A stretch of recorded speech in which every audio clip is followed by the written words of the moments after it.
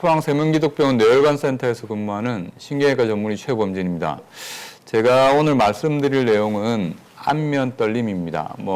여러 번 광고가 나갔으니까 아시는 분도 아시겠지만 갑자기 눈 주변이 떨리거나 입 주변이 떨리거나 이렇게 해서 외래로 오시는 분들이 많은데 이 안면 떨리는 병이 뭐 때문에 원인인지 치료는 어떻게 하는지 이런 거에 대해서 설명을 드리고자 이렇게 자리를 마련을 했습니다.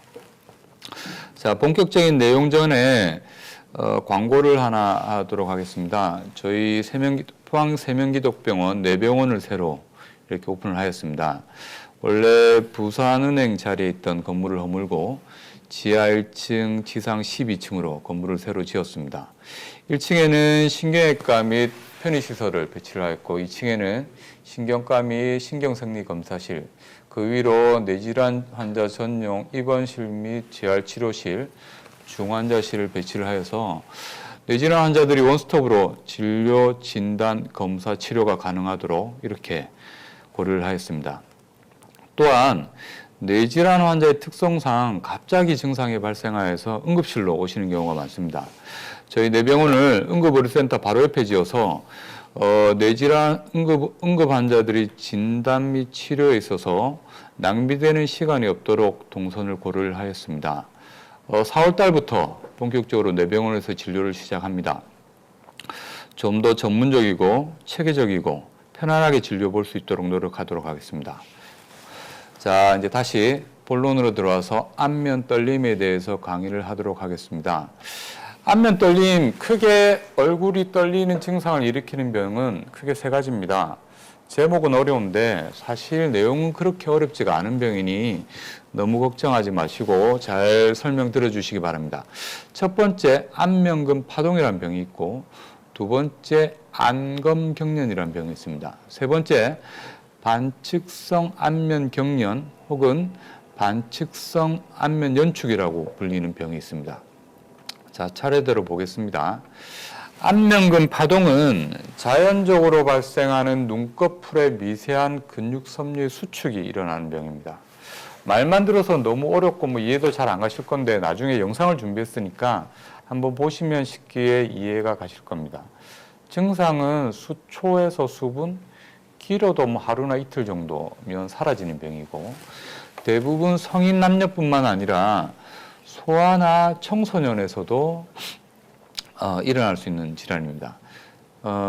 특별한 치료는 없고요. 대부분 치료 없이 호전되는 경우가 대부분입니다. 자, 이해를 쉽게 하기 위해서 영상을 하나 준비했습니다.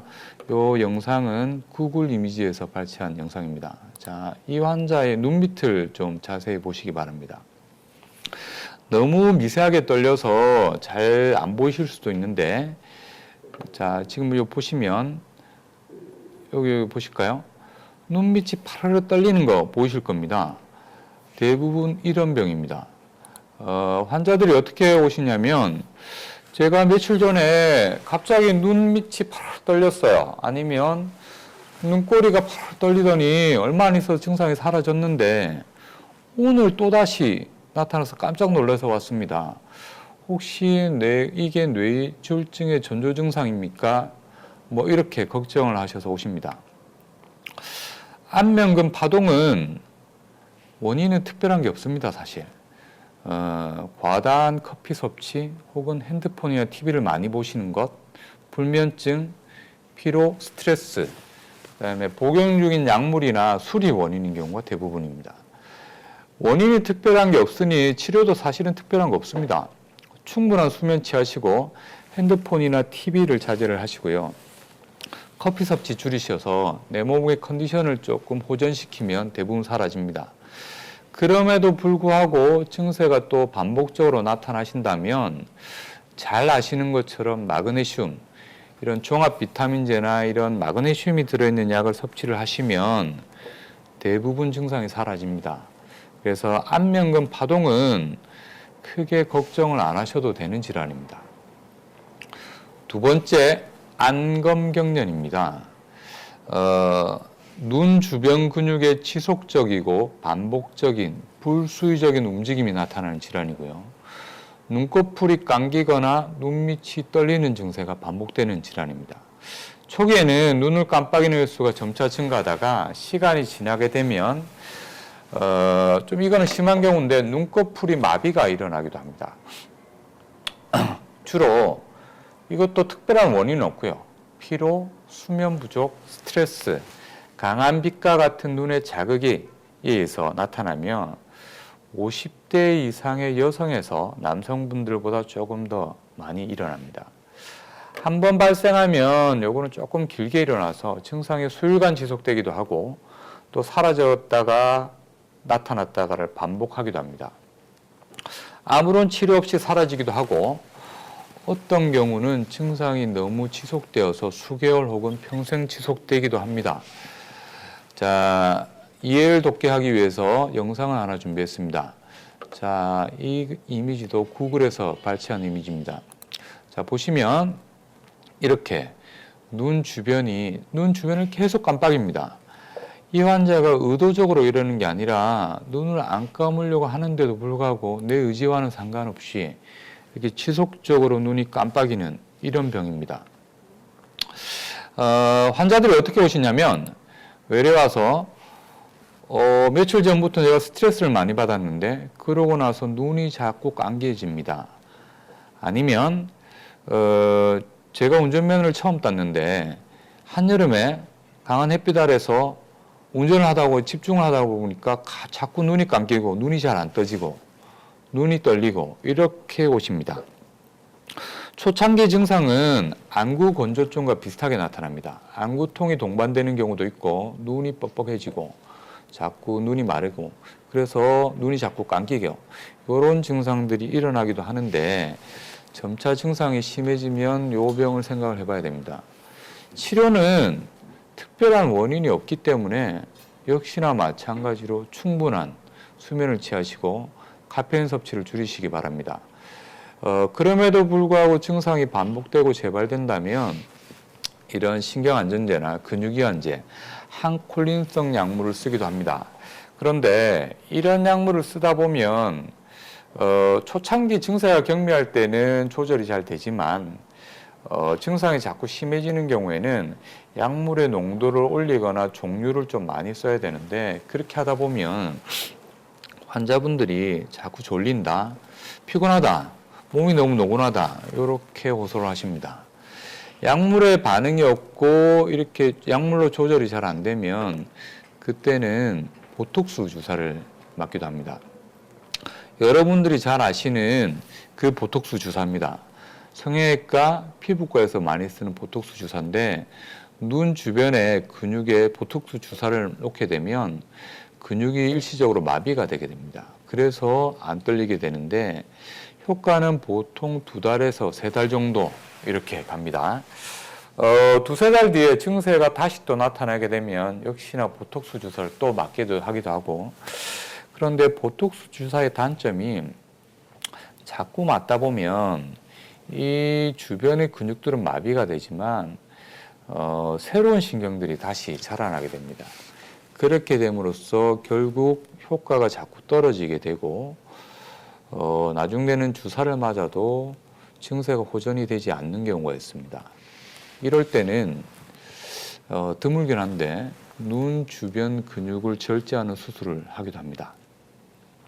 세 번째, 반측성 안면 경련 혹은 연축입니다. 경련이라는 말에 환자들이 거부감을 가지시기 때문에 반측성 안면 연축이라고도 합니다. 이 질환의 특징은 뭐냐면 한쪽입니다. 한쪽 눈이나 한쪽 입 주변이 떨리는 겁니다. 양측으로 나타나는 경우도 있기는 하지만 정말 드뭅니다. 그래서 대부분은 한쪽의 얼굴 근육이 발작적이고 불규칙하며 불수적인 수축이 발생하는 질환입니다. 역시나 시작은 피로하거나 스트레스를 받았거나 아니면 아무런 이유 없이 한쪽 눈 주위에 일시적으로 가벼운 떨림이 발생을 하게 됩니다. 그런데 점차 진행을 하게 되면 시간이 지남에 따라서 눈뿐만 아니라 입 주변, 심한 경우 이 목 근육까지 떨림이 발생을 하게 되며 횟수도 증가하게 되고 강도가 점차 심해지게 됩니다. 이 질환으로 인해서 뭐 생명이 어떤 후유증이 남거나 생명에 지장이 있거나 이러지는 않습니다. 하지만 남과 대면을 할 때, 말을 할 때 자꾸 눈이 떨리고 입이 떨리기 때문에 결국은 타인과의 대화를 꺼리게 되며 그것들로 인해서 우울증, 대인기피증 등이 발생을 하게 됩니다. 요즘 코로나가 아직도 계속 나타나고 있는데 코로나 환자들이 사실 코로나가 발생을 하면서 이 환자들이 외래오는 경우는 조금 더 줄었습니다. 왜냐하면 요새 마스크 다 쓰시고 그 다음에 모자 쓰면 그 다음에 안경 쓰시면 잘 표시가 안 나는 경우도 많거든요. 자, 그러면 이런 반측성 안면 경련이 어떤 병인지 한번 보겠습니다. 주로 이 질환도 특이하게 여성에서 좀 더 많이 생깁니다. 그 다음에 동양인에서 많이 생기고 10만 명당 한 10명 정도로 그렇게 자주 일어나는 질환은 아니고 40, 50대 여성에서 증상이 시작되는 경우가 많은데 원인은 정확히는 아직까지 잘 모릅니다만은 폐경기 호르몬의 변화 때문이 아닐까라고 추측은 하고 있습니다. 죄송합니다. 자, 영상을 보시겠습니다. 이 환자의 오른쪽 얼굴 잘 보시기 바랍니다. 눈이 이렇게 자꾸 감깁니다. 그러면서 입이 이렇게 돌아갔습니다. 이런 증상이 발작적으로 반복적으로 이렇게 나타나게 됩니다. 이렇게 불수적으로 계속 떨립니다. 내가 의지와는 상관없이 이렇게 떨리는 거죠. 자, 그러다가 또 괜찮아질 때는 이렇게 멀쩡합니다. 좀 보시면 멀쩡히 잘 있다가 또 발작이 일어나면 이렇게 얼굴이 일그러지는 이런 병입니다. 그래서 한 번만 보시면 누구나 쉽게 감별이 되는 그런 질환입니다.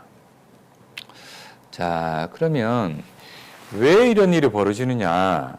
우리 얼굴에는 두 개의 신경이 크게 있습니다. 우리 얼굴의 감각을 느끼는 신경이 있는데 그거를 5번째 뇌신경이라고 합니다. 좌우 한 쌍씩 있습니다. 그 다음에 또 얼굴을 움직이는 얼굴 근육을 움직여 만들어서 우리가 표정을 짓게 하고 이렇게 하는 신경이 있는데 이거를 안면신경이라고 그러고 7번째 뇌신경입니다. 그래서 5번째, 7번째 이 신경들이 각각 좌우 한 쌍씩 존재를 하게 됩니다. 그런데 이 반측성 안면 경련은 이 7번째 뇌신경에 무슨 문제가 생긴 겁니다.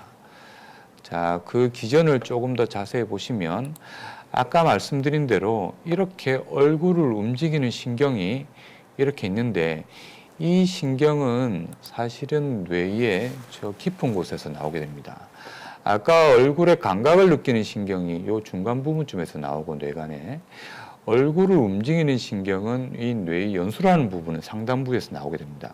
그리고 우리가 소리를 듣고 평형 감각을 담당하는 8번째 신경이 있는데 그 7번째 신경과 8번째 신경은 거의 같은 위치에서 이렇게 나오게 됩니다. 자, 보시면 여기를 조금 더 확대를 해서 보면 여기가 7번째 신경이고 얼굴 신경이고 요게 소리와 평형 감각을 담당하는 8번째 신경입니다. 이 신경은 거의 2개가 붙어서 나오게 되는데 이 신경 주변에는 원래 많은 혈관들이 지나가게 됩니다. 그래서 신경은 신경 가는 길대로 가는 것이고 주변 혈관은 혈관 가는 길로 가게 됩니다. 그런데 어떠한 원인에서건 이 주변으로 그냥 지나가던 혈관이 이 신경과 맞닿게 됩니다. 맞닿게 되면 이 혈관이 뛸 때는 박동이 느껴지기 때문에 이 박동이 이 신경에 전달이 되게 되고 그렇게 되면서 그 신경에 의한 이상 파형들이 얼굴까지 이렇게 전달이 되게 됩니다. 그렇게 됨으로써 한쪽 얼굴이 이렇게 눈과 입 주변이 이렇게 불수적으로 뛰게 되는 게 반측성 안면 경련입니다. 이 환자를 다시 보시게 되면 이렇게 얼굴과 입 주변이 이렇게 불수적으로 뛰게 됩니다. 이게 반측성 안면 경련입니다. 이때 얼굴의 신경생리 검사를 해보면은 이상 파형들이 나타나게 됩니다. 자, 그럼 이러한 환자들이 외래를 오게 되면 어떻게 검사를 하느냐? 아까 7번 신경의 주변 혈관이 있는지 없는지를 보는 특수한 MRI가 있습니다. 그래서 이게 7번과 8번 신경이고 그 주변을 지나가는 혈관들이 이렇게 보이게 됩니다. 그래서 이런 MRI를 검사를 하게 되고 아까 얼굴에 이상 파형이 나타난다고 그랬잖아요.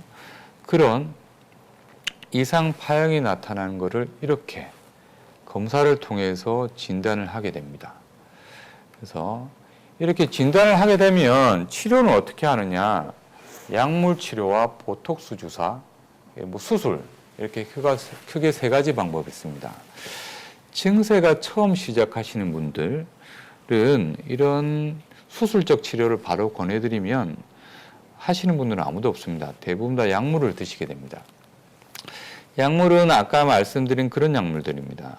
신경안정제와 근육이완제, 그 다음에 항콜릭선 약물들 드시게 되는데 앞에 두 가지 그런 병들은 뭐 안면근 파동이나 안검경련은 약물 치료에 효과가 좋은데 반측성 안면경련은 실제로는 그렇게 효과가 좋지는 않습니다. 초반에는 일시적으로 약물의 반응을 보이기도 하다가 결국은 증세가 점차 더 심해지기 때문에 약물 치료에 그렇게 효과적이지는 않습니다. 그리고 증세가 자꾸 심해지다 보니까 이런 약물을 쓰게 되다 보면 결국은 농도를 올려야 되고 약을 많이 써야 되고 그렇게 되다 보면 환자들이 너무 졸립니다. 얼굴은 계속 뛰면서 너무 졸리고 그래서 뭐 일을 못 하겠어요. 몸이 너무 노곤해요. 이렇게 하십니다. 그 다음 단계로 넘어가는 게 보톡스 주사입니다. 아까 말씀드린 대로 눈 주변과 입 주변에 떨리는 근육 주변에 보톡스 주사를 놓게 돼서 근육을 일시적으로 마비를 시키게 됩니다. 역시나 효과는 초창기에 좋습니다. 그런데 2개월에서 3개월이 지나가다 보면 결국은 또다시 재발하게 되고 시간이 지나게 되면 보톡스 주사의 반응이 점차 짧아지게 되고 그래서 주사 맞는 기간이 점차 더 자주 짧아지게 됩니다. 최종적으로는 수술을 하게 됩니다.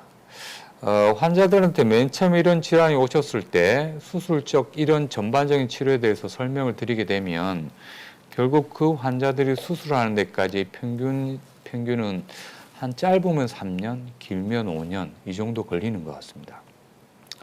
환자들한테 수술을 권유를 해드리면 대부분 뇌수술 아니에요? 그거 무서워서 어떡해요? 그래서 되게 겁내하시면서 수술을 잘 안 하십니다. 사실은 치료는 되게 간단합니다. 자, 우리 한번 실제로 필드에서 영상을 보도록 하겠습니다. 자, 보시면 이게 7번 신경입니다. 그리고 이 신경을 누르고 있는 이 혈관이 보이게 됩니다. 이거는 수술 중에 본 내시경으로 본 영상이고 실제로 이거는 미세 현미경으로 본 영상입니다. 좀 더 다른 각도에서 보면 이게 7번 신경이고 요게 혈관입니다. 자, 보시면 신경이 혈관에 눌려져서 이렇게 움푹 들어간 게 보입니다. 수술은 이 원인 신경과 원인 혈관을 찾고 나서 그냥 서로 떼어놓기만 하면 되는 간단한 수술입니다. 그래서 이렇게 신경이 눌려져 있는 소견을 볼 수가 있습니다. 자, 영상을 조금 더 설명드리면 아까 말씀드린 대로 요게 8번 신경입니다. 아까 왜 청력하고 평형감각을 담당하는 8번 신경이 있다 그랬고 그 바로 밑에 신경을 옆으로 살짝만 제껴내면 그 밑에 7번 신경이 있고 그 신경하고 맞닿아 있는 이런 혈관이 있는 걸 볼 수 있습니다. 그래서 수술은 이 신경과 이 혈관을 그냥 이렇게 떼놓으면 끝입니다. 이렇게 떼놓으면 박동이 사라지게 됩니다. 그리고 혹시나 이 혈관이 다시 신경에 달라붙어서 또다시 이상 파형이 나타나서 얼굴이 띄게 되는 걸 방지하기 위해서 수술은 이런 의료용 솜을 신경과 혈관 사이에 끼워서 혈관이 다시 신경에 달라붙지 못하도록 이렇게 하게 됩니다. 이 환자도 보시면 요렇게 오랫동안 눌려져 있어서 신경이 이렇게 눌려진 걸 보게 되고, 그분들한테 요렇게 의료용 솜을 끼워 놓게 됩니다. 그러면 수술을 범위가 크냐? 그리고 요즘에는 수술할 때, 예전에는 간혹 수술해 놓고도 다시 뛰는 경우가 있었지만, 요즘에는 수술 중에 이렇게 원인 혈관과 신경을 띄워놓고 솜을 끼워놓게 되면 이상 파형이 사라지는 것을 수술 중에 모니터링하는 기구들이 다 있습니다. 그래서 이 혈관만 띄워놓으면 이 환자는 안 뛰겠구나, 이런 거를 예측을 할 수 있죠, 수술 중에. 그래서 수술 후에 다시 수술의 대부분의 환자들이 다 만족을 하게 되고 얼굴이 안 뛰게 됩니다. 수술 범위도 크지는 않습니다. 수술은 귀 뒤쪽으로 들어가게 되고, 실제로 피부 절개는 한 5cm 정도 하게 됩니다. 그렇게 해서 피부 절개를 한 다음에 보시는 것처럼 뇌뼈를 한 500원짜리 동전 이 정도로 살짝 구멍을 내고, 그 다음에 원인 혈관을 찾아서 그 혈관과 신경 사이에 솜을 끼워주게 되면 끝나는 간단한 수술입니다. 환자들이 제가 왜 이 안면 떨림에 대해서 설명을 드려야 되겠다라고 생각을 했냐면, 안면 떨림으로 오시는 분들이 실상은 이런 치료 방법이 있는 것 자체를 잘 모르시는 경우가 대부분입니다. 한의원이나 개인병원에서 약을 드시고, 그렇게 해서 주사도 맞아보다가 또 여기가 잘한다 그래서 한의원 가시다가 침도 맞아보시고, 이렇게 하시는 분들이 많습니다. 그래서 그런 분들한테 본인은 충분한 시간 동안 이런저런 치료를 해보셨음에도 불구하고 증상이 호전이 안 되니 수술을 받으세요 라고 하면, 그렇게 수술 받으면 완치가 됩니다 하면 대부분 깜짝 놀라시는 분들이 많아요. 그런 수술로 완치가 될 수 있다는 말을 들어본 적이 자기는 없다. 알았으면 내가 이때까지 그렇게 남들하고 대인관계에 불편을 느끼면서 이렇게 고생을 안 했을 건데, 그렇게 시간과 돈 낭비를 안 했을 건데 라고 그렇게 걱정을 그렇게 낭비를 안 했을 건데 라고 말씀하시는 분들이 많고요. 두 번째, 또 수술적 치료를 하면 뇌신경을 이렇게 감압하는 수술을 합니다 라고 하면, 뇌수술이니까 되게 큰 수술이고 되게 위험한 수술이고, 그래서 또 수술하다가 잘못되는 거 아닌가, 또 수술하면 또 서울 가야 되는 거 아닌가, 이런 걱정을 많이 하십니다. 근데 아까 보여드린 대로 수술 범위도 크지도 않고 수술도 그렇게 어려운 수술도 아니고, 수술을 받고 나시면 예후가 상당히 좋은 그런 수술적 치료입니다. 그래서 제가 설명드리고자 하는 것은, 안면 떨림은 치료가 가능한 병입니다. 약물 치료도 있고, 또 한 단계 더 나아서 보톡스 치료도 있고, 안면 반측성 안면 경련 같은 경우 수술적 치료를 통해서 완치가 가능한 병입니다. 환자들이 수술 끝나고 나서 다음번 외래오시면 되게 좋아하십니다. 이제 타인과의 만났을 때 다시 예전처럼 모르는 사람하고도 쉽게 이야기도 할 수도 있고, 다른 사람 만났을 때 전혀 불안감도 없고 자신감을 되찾았다고 되게 좋아하십니다. 치료가 가능한 병이니 너무 걱정하지 마시고 꼭 치료를 받으시기 바랍니다. 자, 이상 마치도록 하겠습니다.